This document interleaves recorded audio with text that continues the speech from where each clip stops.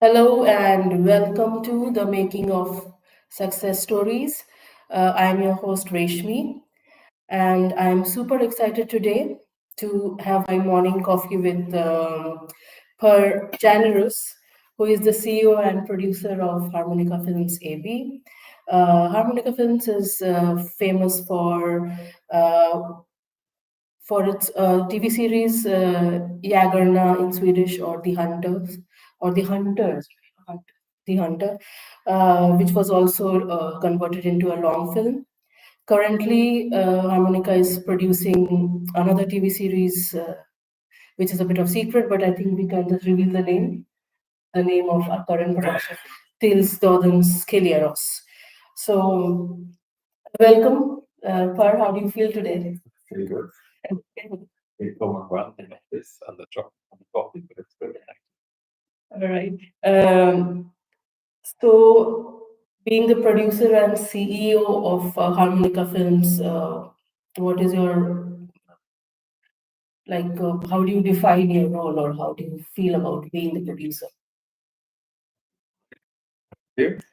Uh, well, I'm not sure how to define it. The company we're owned, as you know, by me and two other geezers, Björn Karlström, Stefan Thunberg. And I think basically since we started the company, we've been looking for projects that we like, projects that we possibly could love, something we could pour our hearts into and work on for years. So I think it has much more to do with the projects. In a way, the definition of the company is mainly, I think, what we are looking for, what we're interested in. We're not that smart and savvy financially. I think we're more hearty content people. Not sure if this was an answer to your question. Yes. I think so. The definition of my role in this is, of course, on the boring side, is that I'm in charge of all the admin surrounding all this. Financially and legally, and making sure that everything is in place, or at least there's a hold on it. On the fun side is, of course, to read projects and discuss with writers, try to figure out what it is that we're looking for, and trying to be a part of making sure that the aim that we set early on is reached. I can't be the sole aimer, if you will, but if we aim together, hopefully together, the more we are that are focusing on the same end goal, the bigger chance that we will reach it. But on the way there, I think it's very important to be transparent with your thoughts and your if you feel that something is moving away from where we thought we were going. Sometimes that could be positive, that it's finding a better way, or the true way, if you will. But sometimes, of course, it can be that we're just veering off. Focus. Yeah. So, and that's a collaborative role. But my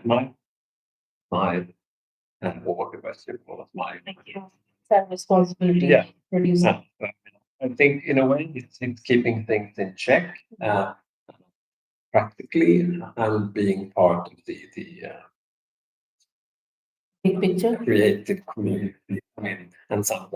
Most often we're not that many in that, but to make sure that keep an open mind and keep an open environment, so people can work together, speak up about things that they don't approve of, or be very clear in a way.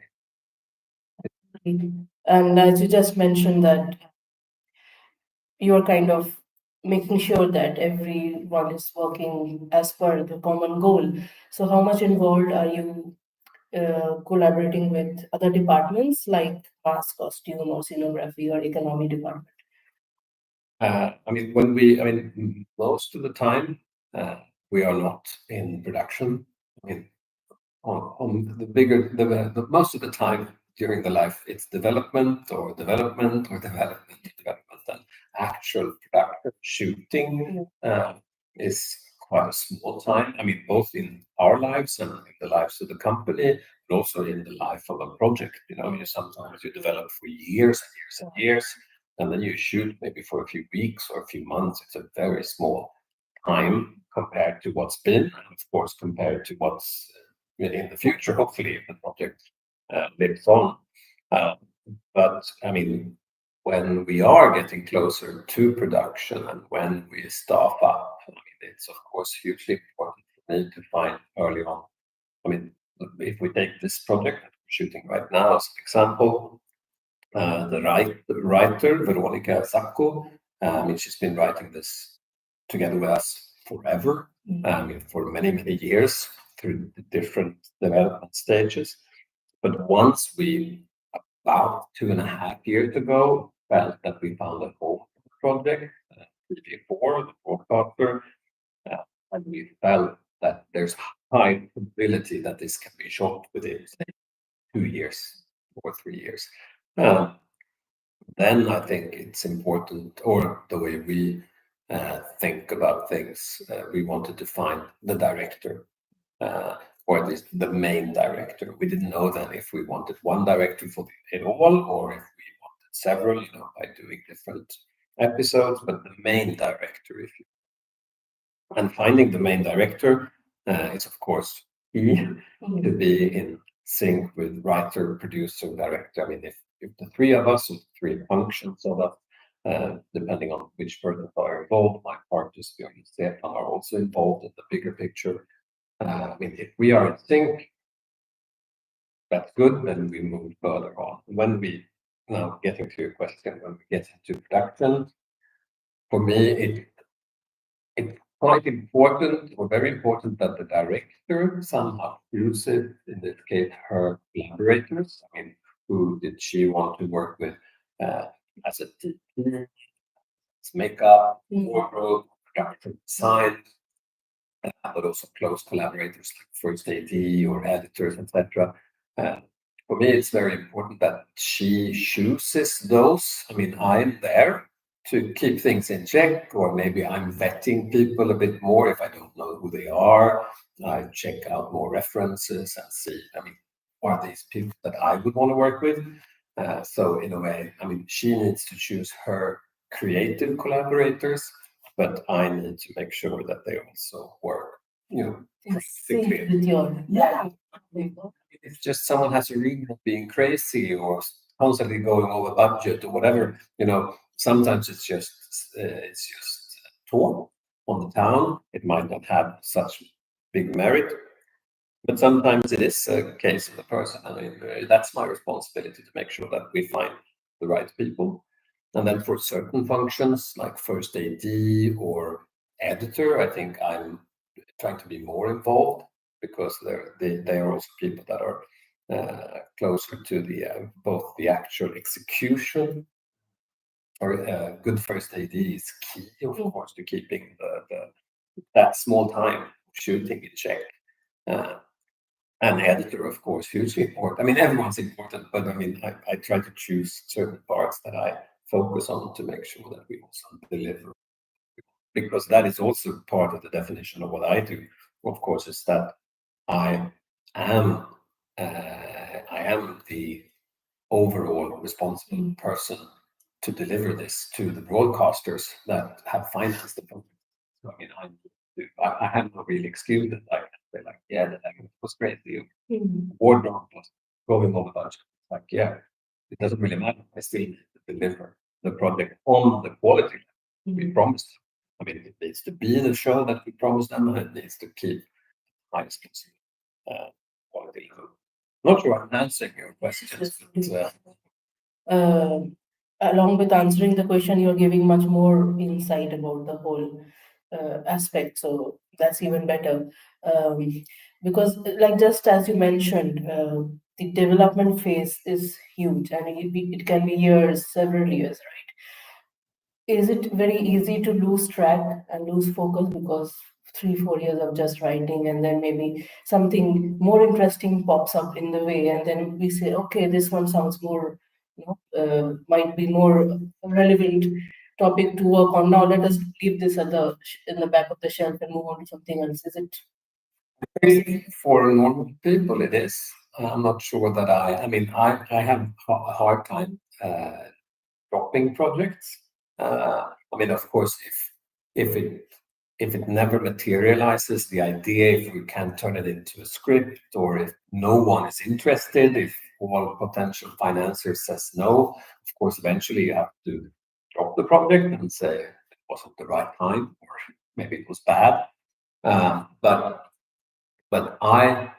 it's problematic because it's hard.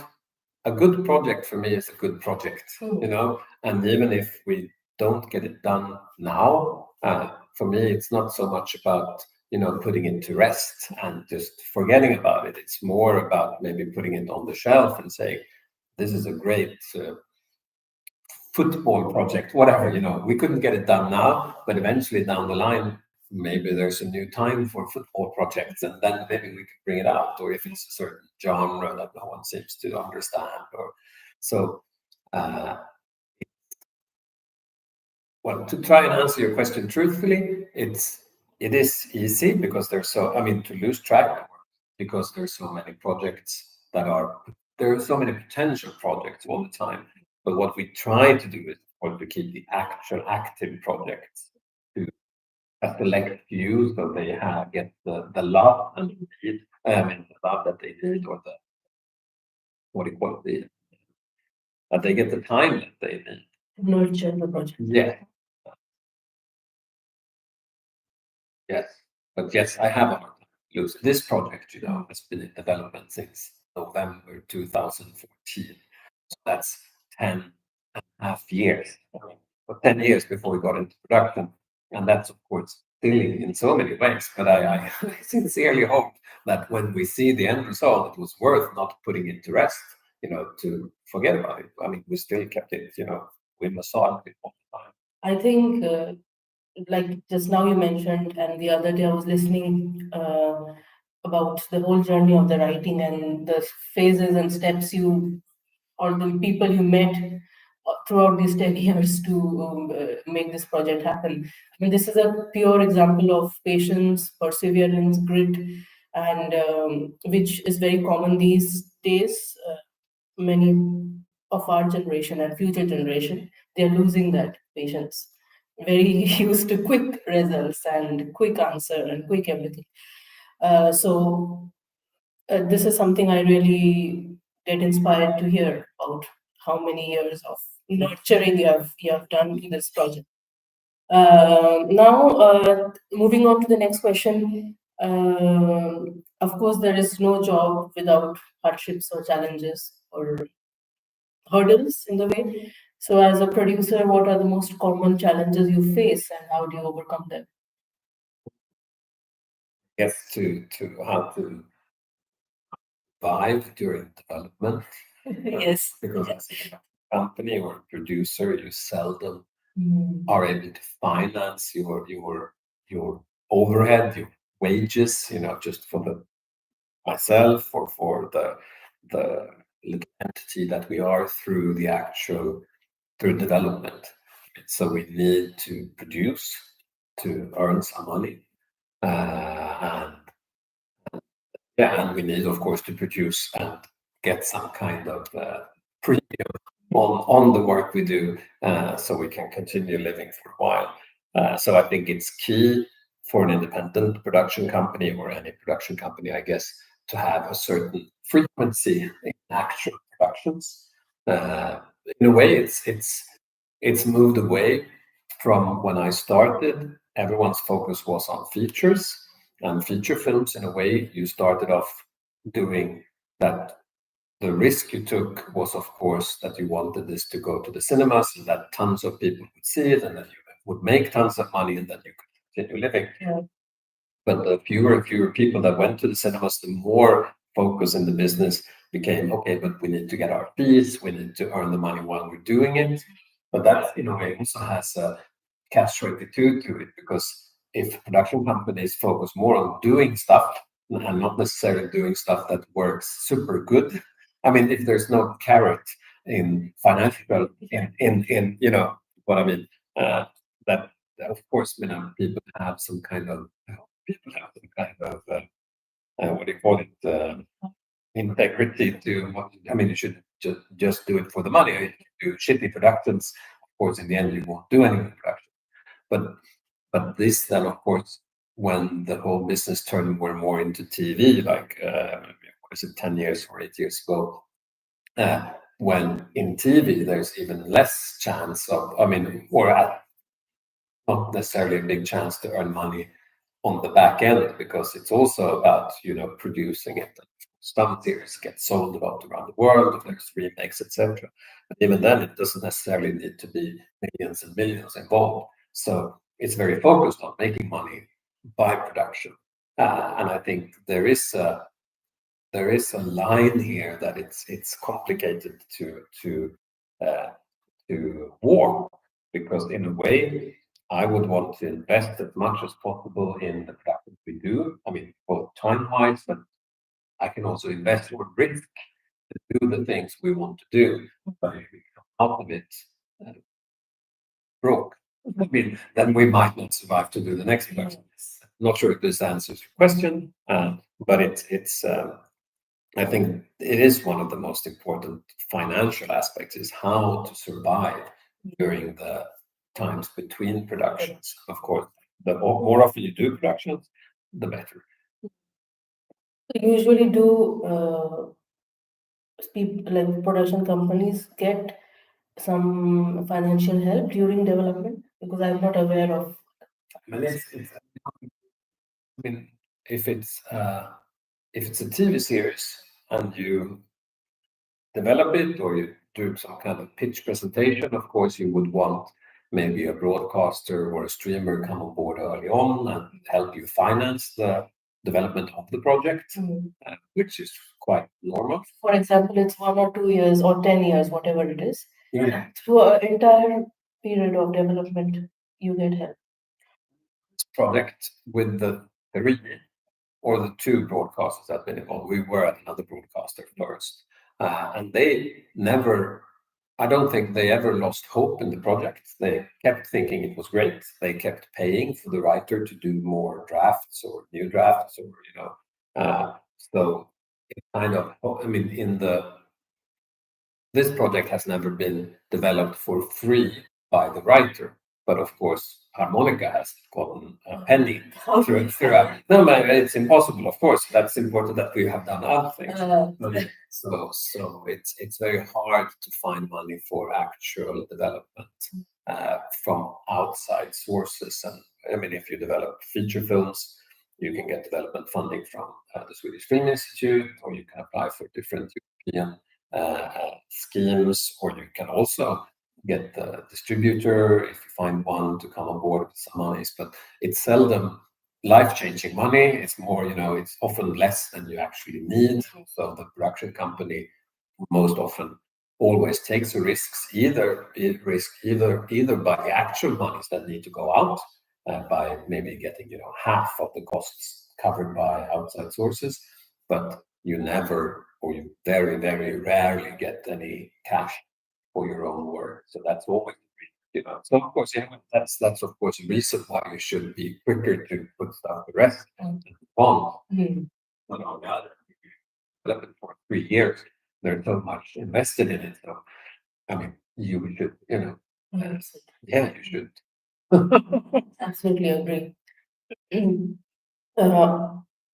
Now I'm curious to know about your journey in film and TV industry until now, 2025. Yes.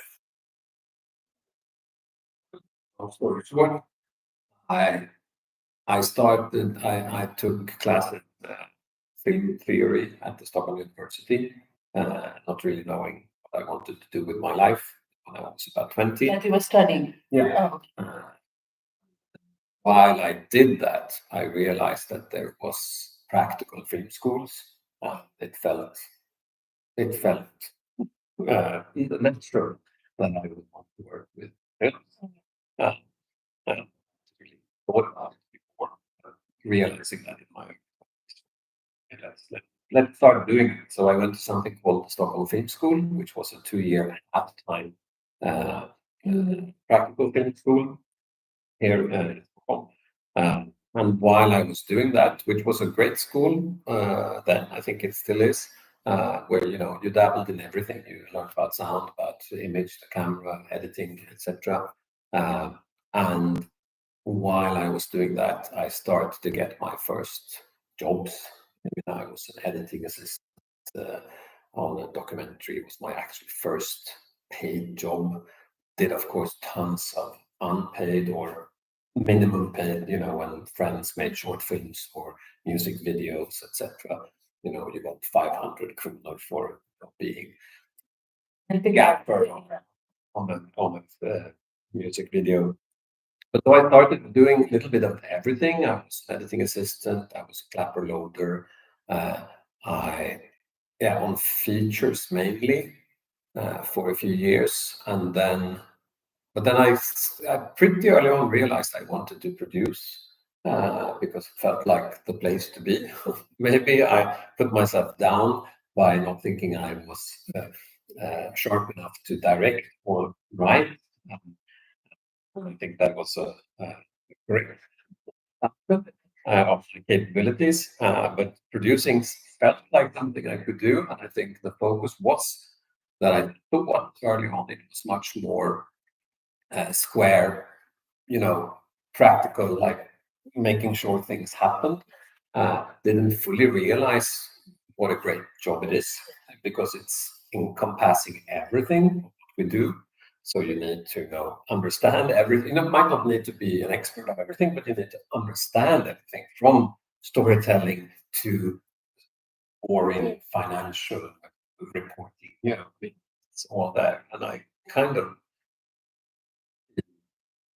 it's really good, to understand that part of this is super sad and boring. And I most every day say about something I do, like, this is not why I came into the business. I thought I would, have champagne and walk the red carpet.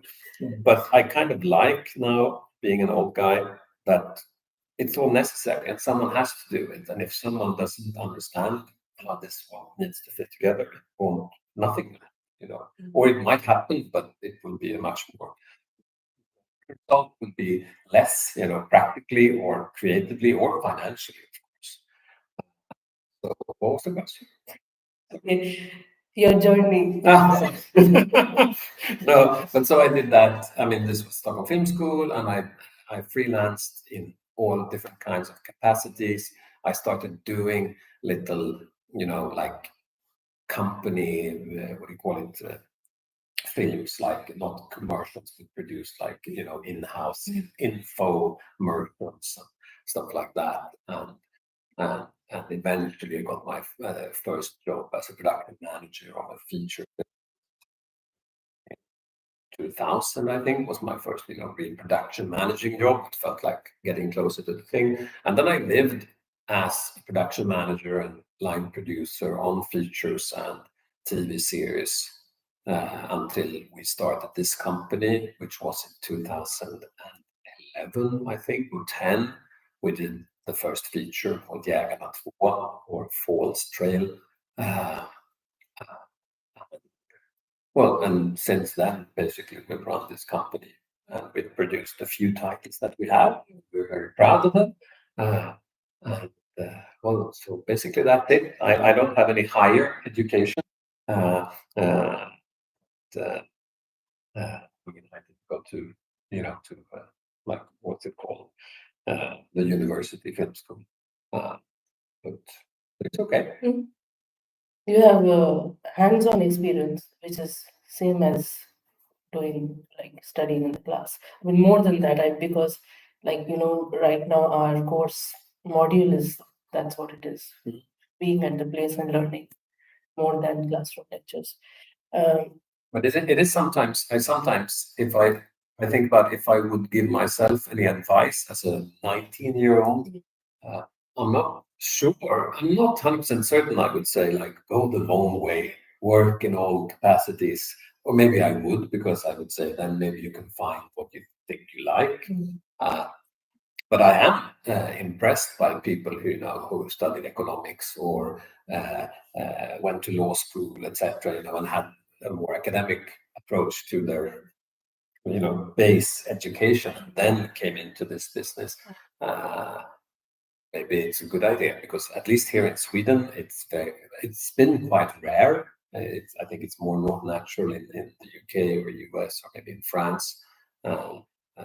Not really sure if I know what I'm speaking about now, but I mean, it's good that people are educated coming into this business. They don't all have to be like. Right. But do you still dream dream, there is no end to dreaming. Do you still dream to walk the red carpet and win an Oscar or Academy Award or Cannes Film Festival? Do I really dream? No, no. No, but of course, I mean, it's of course, in a way, dreams change or whatever that means. Of course, I constantly dream about making every project Worth that. great, and I think that's also key, to make sure that we don't, or I don't, jump into a project that I don't believe in, because I mean, and then in the end, of course, I mean, if it's on a Swedish broadcaster and no one sees it, or if if it would tour the world, of course it would be great with a huge success, and of course from the potential that a success brings is, of course, the possibility to making more, or doing even greater projects. So not really sure how to answer the question. Of course, there's constantly dreams about doing stuff, and good stuff, and of course I have projects that we have in development, or subject matters that I'm dreaming of one day doing a project about. And but I mean, that's just about working on it, keeping those in check. I don't know, continue looking for possibilities. Right. A little bit of boring or technical question, because kind of you're responsible for everything to function. So if there are any technical errors, faults, maintenance issue, stuff like that, are you also involved in fixing them, or there are people who are capable? For example, Sound is not in yeah, sync in the yes, edit. or maybe in the production office something breaks down. Any kind of fixing, maintaining work. Hopefully not. I mean, hopefully there are people that are better off doing that. I mean, we have Mauro doing the economy for the project on the office side. I mean, it's better that he looks into why something wasn't correctly, I'm not sure, booked in the bookkeeping. But I mean, it's a fine line sometimes between being hands-on in a good sense, where when it in being a practical part of the organization, or falling into no, move over, I will show you how it needs to be done. I mean, it's about, of course, delegate responsibility. So very long and strange answer to your question. The less, the better, I think. I mean, the more I can keep helicopter perspective on things, the better. Is that? Now, the most important question for today's discussion is sustainability. The world is slowly getting aware of the importance of taking care of the environment, and since film, TV, and entertainment industry is huge, what is your say in Harmonica Film operating with this sustainable drive? How it must have been a decision made from your side that yes, we will have a production which is sustainable production. Then probably the whole team, the whole unit is aligned with that decision. What made you make that decision? Well, not sure I respond to this in a smart way. So, in short, on this production, we are working for TV4, or TV4 is our broadcaster and our main financier, and they have a certain set of sustainability on the productions that are for them, with their, being the main financiers.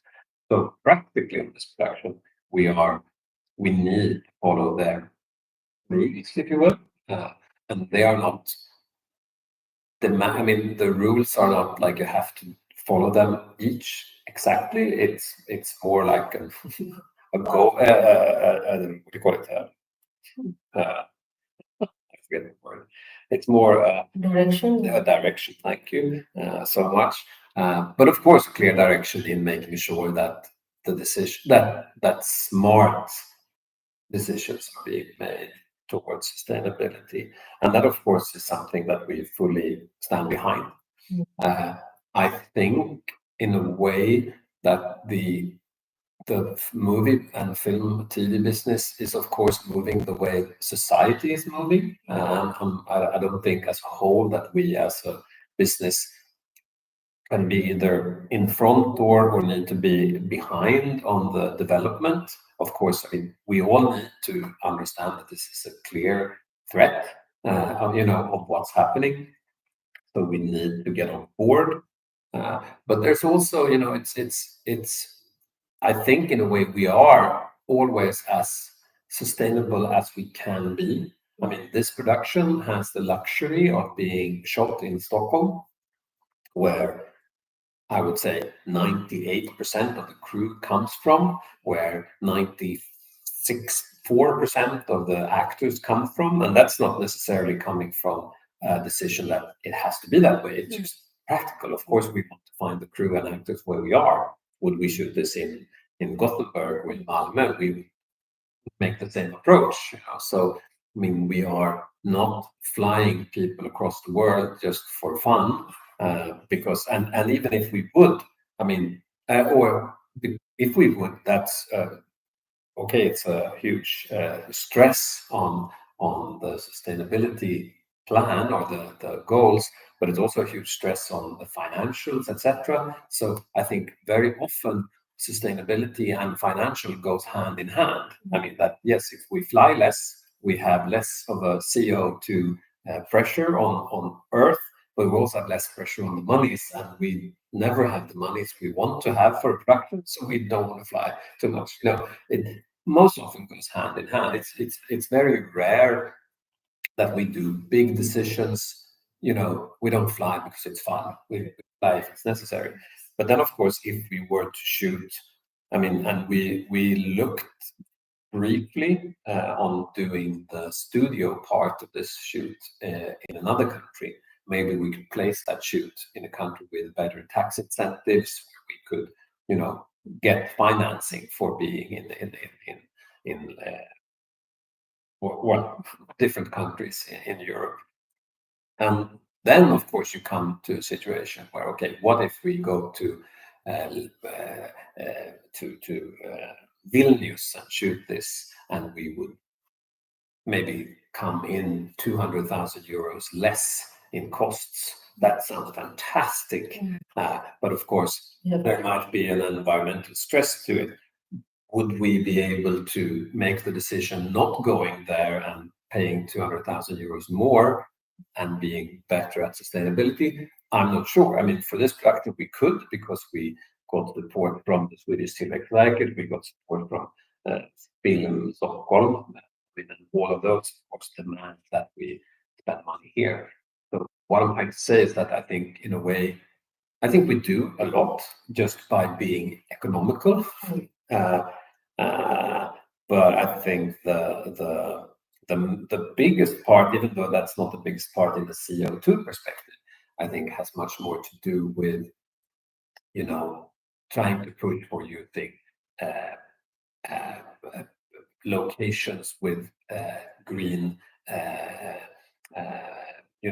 with the electricity being from a good development source, from making sure that we make decisions about craft and where we it's small things, but I think but that's my political, if you will, view, that if we are able as a society to make those small changes where it doesn't really is noticeable, but it's still a movement, because flying cars, etc. Those things are developing fast, So in the end, if electrical cars will fully take over, which they of course will, I mean, then we will all drive electrical cars, and then we will be a more environmentally friendly,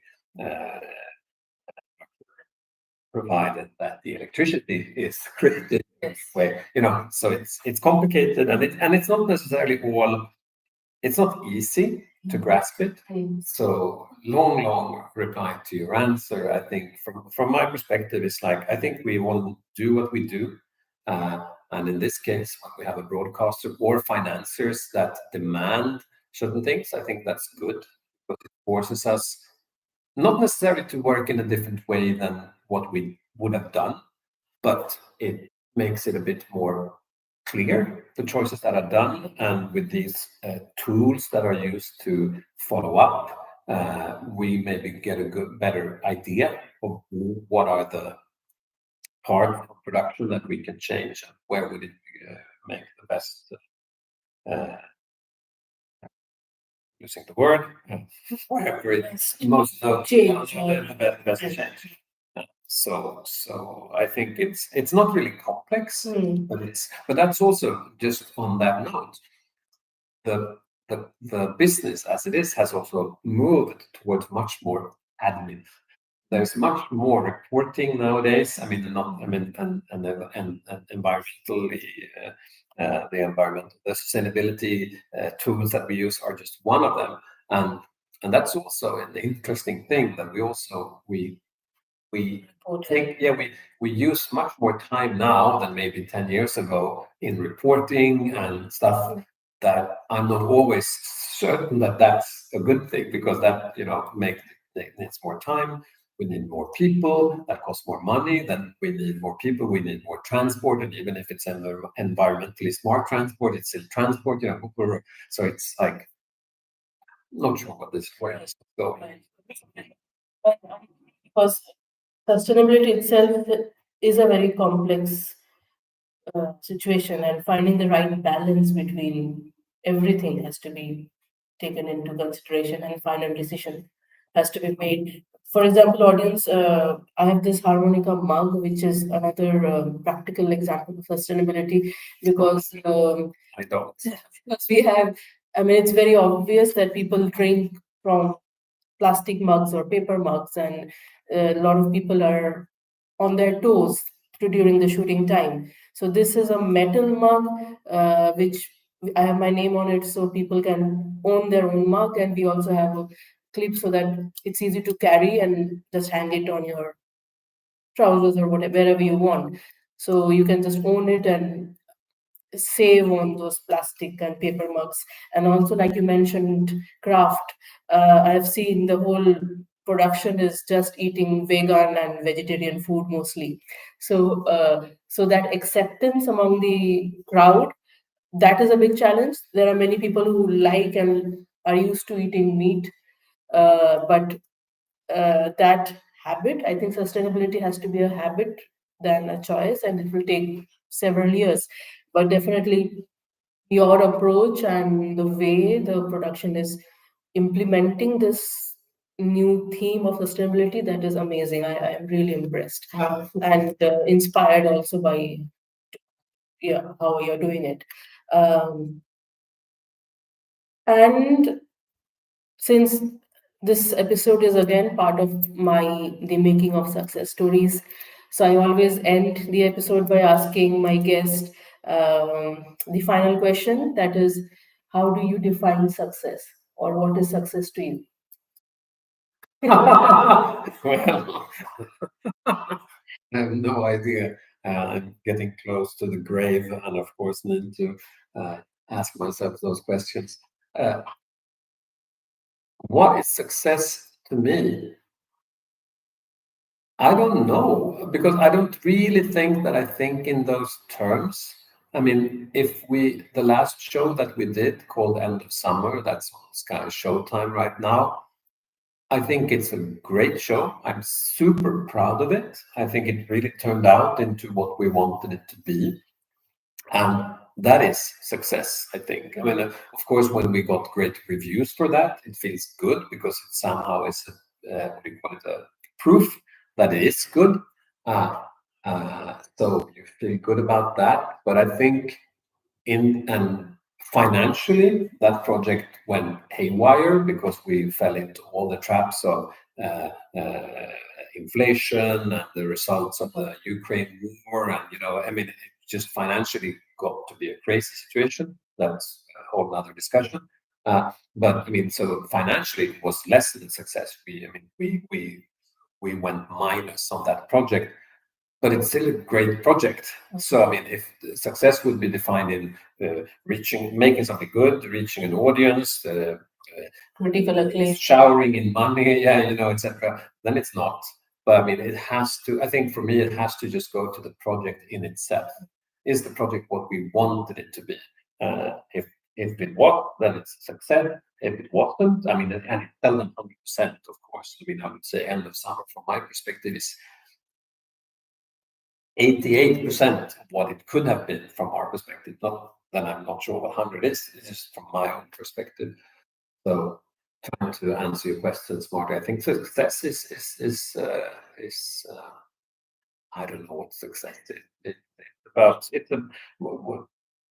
I think this work is about doing what I'm super happy with. Let me phrase this another way. I'm super happy to be working in this capacity. I don't have tons of money in my savings account, worried about pension, etc.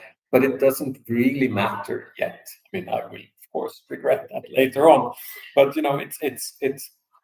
I'm super happy in doing this, and it needs work.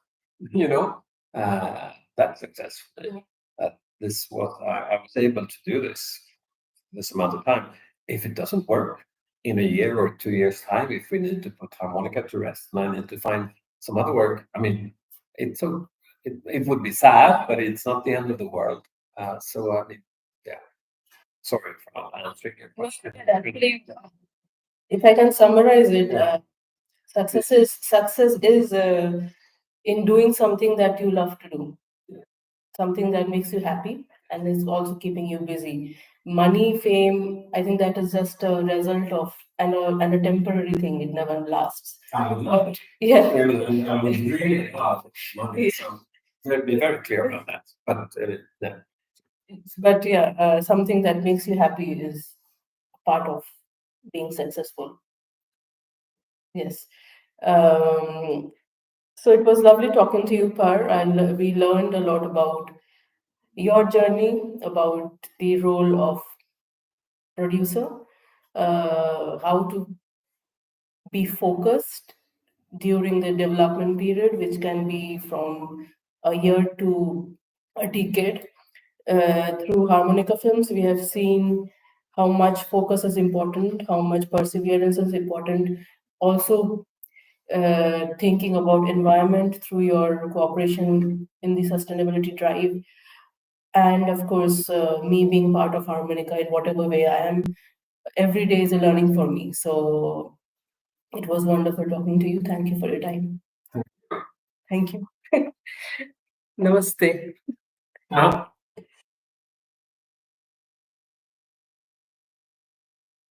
Happy?